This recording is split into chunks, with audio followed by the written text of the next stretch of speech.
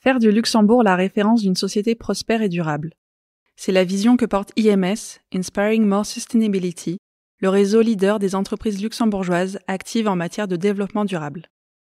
Dans chaque épisode, nous explorerons les nombreux possibles et partirons à la rencontre de la société de demain. Bonne écoute! Ancrage, ancrage, Ancrage. Un podcast IMS Luxembourg. Pas besoin d'avoir les pieds dans l'eau pour parler d'océan. La preuve, avec l'océan s'invite au Luxembourg. Un projet de la fondation One Ocean et IMS Luxembourg pour sensibiliser les pays enclavés aux enjeux océaniques. Ce podcast est réalisé par René Prod avec les élèves du lycée français du Luxembourg et du lycée international Anne Beffort. La côte la plus proche du Luxembourg est à plus de 300 km. Pourtant, le pays est bel et bien lié à l'océan. Ce n'est pas Patrick Stenaker qui dira le contraire, directeur général d'Almar SA et membre du conseil d'administration du Luxembourg Maritime Cluster. Il est spécialiste de la navigation intérieure, c'est-à-dire tous les déplacements en bateau sur des voies navigables comme des cours d'eau ou des canaux artificiels. Bonjour Patrick Stenaker. Bonjour. Je n'ai pas dit de bêtises, c'est bien ça ? Vous vous occupez bien de tout ce que je viens de dire ? Je m'occupe du maritime et du fluvial. Du maritime. On va en parler justement avec les journalistes du jour, Lia et Yélène. Donc pour commencer, je vais donc donner la parole à Lia pour cette première question à Patrick Stenaker. Depuis quand le Luxembourg est-il actif dans les transports maritimes ? Depuis les années 80. On a commencé en fait un registre en 1980, vu que les armateurs belges sont sortis en fait du registre belge et ils ont créé un registre au Luxembourg. Et ça a duré environ 15 ans. Et la législation belge a changé et les armateurs belges, ils ont repris en fait la nationalité belge, mais le reste y restait. Okay. Et du coup, depuis quand vous travaillez dans ce secteur ? Si je vous dis, j'y suis né. Dans ce secteur ? Dans ce secteur, oui. C'est-à-dire... Mais mes parents étaient des bateliers, donc je suis né à bord. D'accord. Littéralement, vous êtes né sur un bateau ? Oui, à l'hôpital évidemment, mais on sait jamais. Non, oui, ça se pourrait, mais disons que dès que j'avais 4 jours, je suis monté à bord et je suis resté, sauf qu'il y a en 2000, je suis descendu à terre, le 1er avril. Et est-ce que c'est pour ça que vous êtes aussi sensibilisé aux océans ? Disons que c'est pas toujours une profession, pour moi c'est aussi une vocation. Et c'est lié à ça ? Est-ce que vous demandez l'IA, le fait quand même d'être né quasiment les pieds dans l'eau, oui. Ça joue sur la sensibilisation qu'on peut avoir ? Moi j'ai pas cette sensation, mais évidemment ça se joue. Et aussi on se demandait, avec quel pays ou région y a-t-il de plus d'échanges maritimes ? Le plus d'échanges maritimes, parce que ferroviaire ou routier, ça c'est facile, c'est la Belgique, la France et l'Allemagne. Mais si on parle en fait maritime, à ce moment-là, on parle la Chine, les pays d'Amérique du Sud. Hein. Le café par exemple, ça vient d'où ? Ça vient de l'Amérique du Sud. Et tout ce qui est en fait outils et tout ça vient de la Chine en ce moment. Justement, est-ce qu'il y a beaucoup d'exportations luxembourgeoises à l'échelle internationale ? Exportation. Ouais, et justement, quels sont ces objets Disons que le Luxembourg est un pays qui crée en fait une valeur ajoutée au produit. Donc, il y a un produit qui rentre, on le retravaille et après, on fait l'exportation. C'est comme ça qu'il faut le voir. Quel type de produit, par exemple ? Tout, électronique, aussi en fait les satellites par exemple, parce qu'on est bien connu au Luxembourg pour en fait les recherches aux satellites. Donc ils ne sont pas fabriqués au Luxembourg. Tu as une satellite, on achète en fait une boîte vide par exemple, mais tout le matériel électronique qu'on insère dedans vient du Luxembourg. Ah ok, d'accord. C'est pour ça que c'est de la valeur ajoutée. Okay. Et du coup, concrètement, c'est quoi les intérêts de Almar SA ? Almar SA a été créé en 2016. mais ça vient d'un spin-off des deux grandes sociétés. Donc, une société qui s'appelle ALRS, qui est en fait un forwarder, donc expéditeur, parce que moi, des fois j'ajoute des mots en anglais. Donc, ce sont une société d'expéditeurs et Exmar qui est armateur. Et donc, ils ont fusionné. Donc, ils avaient 3 sociétés, une en Belgique, une en Allemagne et une en Luxembourg. Et à un moment donné, donc, ils ont lâché, en fait, Almar. Et moi, j'ai repris, en fait, la société Almar luxembourgeoise. Et donc, vous faites quoi exactement ? C'est une panoplie. Donc, je gère 2 sociétés fluviales, une société maritime avec des gros tankers. Je gère aussi une société qui a un voilier. Oui, un voilier.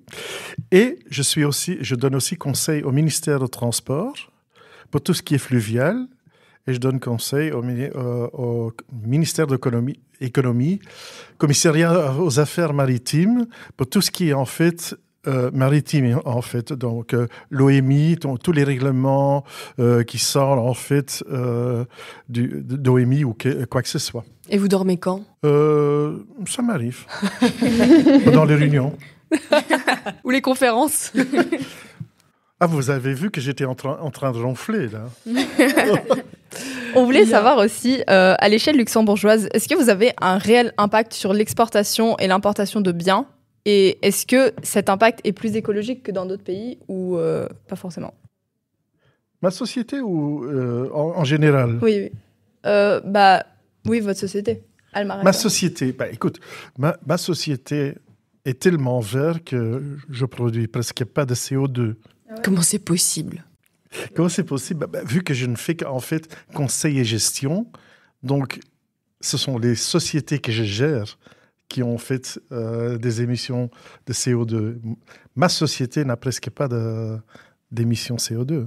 Mais donc les sociétés que vous gérez quand même émettent beaucoup de carbone. Ça c'est une autre question. Je prends en fait mon joker. Non, Là, vous avez en fait vu que j'ai 8 bateaux fluviaux, mais qui sont en fait certifiés dans les plus hautes normes européennes concernant l'émission des moteurs européens. Donc là, on peut dire qu'on est assez clean. Ça, c'est obligatoire. Disons que c'est obligatoire d'un côté, mais de l'autre côté, tu as en fait des espèces de stades qu'il faut passer. Donc, ça, c'est une chose. De l'autre côté, mon pétrolier en mer... Deuxième joker du podcast. C'est mon deuxième joker que je peux jouer. Ça, c'est encore une autre question. Mais cette société, donc les actionnaires ont déjà fait un plan pour faire la conversion avec l'hydrogène. Mais ça va prendre des années. Mais je crois que c'est en lien avec ta question en plus, oui. Yélène. Et du coup, comment vous pouvez rendre votre compagnie Almar SA plus responsable vis-à-vis de l'océan ? Et les compagnies avec lesquelles vous travaillez ? Oui. Donc, faut savoir que j'accepte que des sociétés, parce qu'en fait, je gère en tiers partie. Donc, ça veut dire que je loue ma connaissance ou, en fait, ma représentation à des armateurs. Ces armateurs, je fais un choix de dire, voilà, je voudrais bien représenter votre société au Luxembourg, mais il y a quand même quelques critères qu'il faut suivre. Quels critères, par exemple ? Les critères, c'est en fait la volonté de diminuer le CO2, par exemple. Ça, c'est un fait. Mais il y a aussi d'autres critères. Comme ? Ça, c'est un des critères. L'autre critère, c'est en fait que toutes les nations, donc si on est indien, philippin, soient traitées également. Donc, ça, c'est une chose. Et aussi, en fait, hommes et femmes doivent être traités donc, de la même façon. Ça, c'est mon deuxième. Mon troisième, c'est en fait que le transport qu'on fait soit correct. C'est-à-dire? Il y a quand même des produits illicites qui sont transportés aussi. Ils passent sous les radars, non? De moins en moins, mais effectivement, si on parle de 10 ans, c'était quelque chose qui passait régulièrement. Ah ouais? Par exemple, en moyenne, en une année, vous savez combien de paquebots transportent des produits illégaux? Vu que c'est illégaux, c'est pas connu. Ça, c'est une chose, mais les choses qui sont prises, c'est quand même énorme. Ah ouais? Oui, on peut dire environ 5 000 à 8 000 tonnes. Par quoi? Par an? Par an. Bateau? Par an. Non, par bateau. C'était avant-hier, je pense qu'ils avaient pris une cargaison de 160 tonnes. Alors, 160 tonnes de quoi? C'était de la drogue? C'était des... Oui, on parle du cocaïne. Hein. Oui. Ah oui, d'accord. Et qu'est-ce qu'on peut faire contre ça? Parce que vous, pas grand-chose? Non, à ce moment-là, disons qu'à ce moment-là, s'ils sont pris, à ce moment, je fais rupture de contrat. Ah oui, ok. Je veux pas être impliqué dans des choses pareilles. Et du coup, est-ce que vous avez des objectifs d'ici 2030-2035? Objectifs écologiques vers oui, l'océan, oui, c'est écologique. ça? Ok. Vu que ce que je viens de mentionner, que l'émission qu'on a aussi, combattre en fait aussi tout ce qui est, excusez-moi, le oil spill. Donc ça c'est aussi en fait pendant la cargaison qu'on n'a pas en fait des fuites d'huile ou quelque chose quelconque. Ça sont en fait mes critères aussi. Ouais. Ça vous est arrivé d'avoir des grosses fuites d'huile ou pas? Écoute, j'ai eu un cas. Ça, c'était à Rotterdam. Mais heureusement, on a tout nettoyé et on a tout repris en fait en assurance. Donc, c'était couvert. Eh bien, merci beaucoup, en tout cas, pour cet éclairage. Et merci à nos deux journalistes du jour, Lia et Yélène. Merci. Merci beaucoup.